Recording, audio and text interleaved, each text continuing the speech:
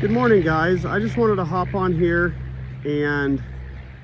quickly highlight one of the many positives of portable fencing for utilizing ground that doesn't have any perimeter fence on it. So this is a property of a neighbor of ours that hasn't had fence on it for years and years, and it's typically too small to hay, with the added extra difficulty of transporting equipment for this small of an area, but it's also not usable for pasture because of the fact that it doesn't have fence on it. So I just wanted to make a quick highlight on how easy setting up portable fences for grazing animals that are trained to electric wire to utilize small areas in your community that other people might be passing on. So we're going to make a quick pass through here with the animals and graze it off, and we're going to have to utilize a lot of our portable fence and water resources to graze it, but it's going to give us a little bit of extra time where we're not feeding hay, and we're going to be able to actually get some fertilizer put back down on it through the animals, and it's going to be a win-win for the landowner that would just be mowing this off. So I just wanted to quickly highlight that, but I think it's important for especially small producers who are trying to just get started to have every leg up and ease of entry to get into having animals, and utilizing other pieces of ground that don't have running water or perimeter fencing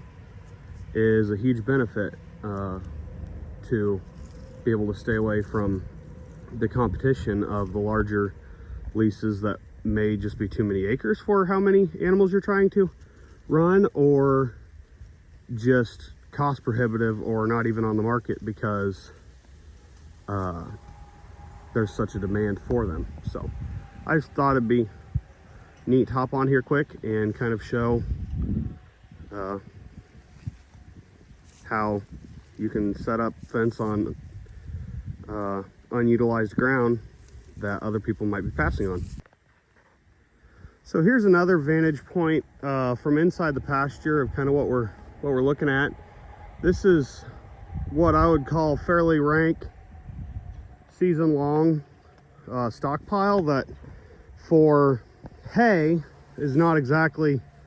ideal, but there's definitely some good forage in here. For example, a fair amount of bird's foot trefoil and some other good stuff in here that is somewhat difficult to hay and collect effectively, but the cows will be great at grazing it off. And in the past, this has been kind of a hay once a year situation, just because it's kind of difficult to get over here to get a bunch of cuttings off of it and go through all of that extra transport and everything. But it's just another example of how you can figure out different ways to utilize ground that otherwise would be left to be unused. As you can tell, after a couple of the killing frosts we've had recently, everything's getting knocked off pretty good, but the cows are going to be able to get this cleaned up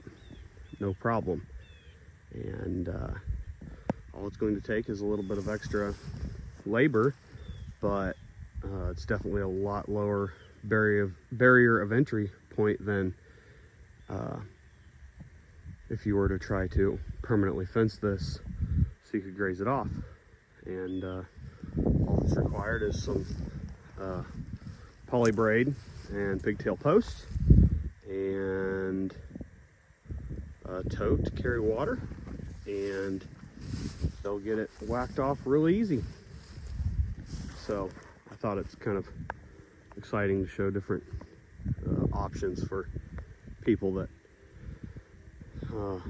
may not exactly have all the resources or the time to put in perimeter fence to be able to utilize a small piece of ground. One thing that I would say is necessary about it though is to have your animals in a well-fenced area that they can learn hot wire on. Ours are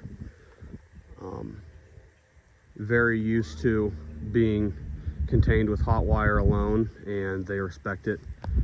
and that is not something, doing this is not something that I would recommend for someone who is just getting animals. I would not put them in a single strand of hot wire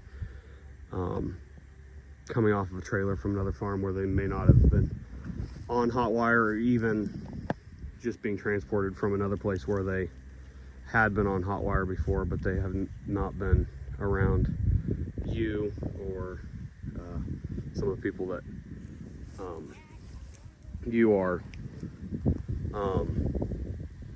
you're having out there with you to help do your chores and stuff of that nature. It's also another highlight for hot wire training your animals so that you have the flexibility to do different things like this.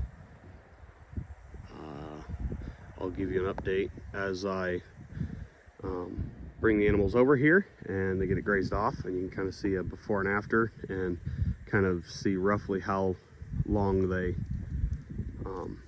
spent on here.